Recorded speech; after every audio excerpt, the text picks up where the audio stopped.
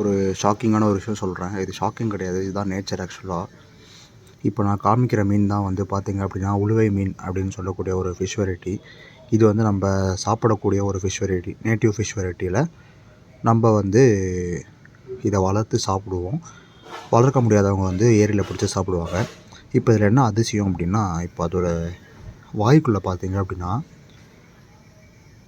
இதே மாதிரி ஒரு டெயில் இருக்கும். இதே மாதிரி டெயில் இருக்கா?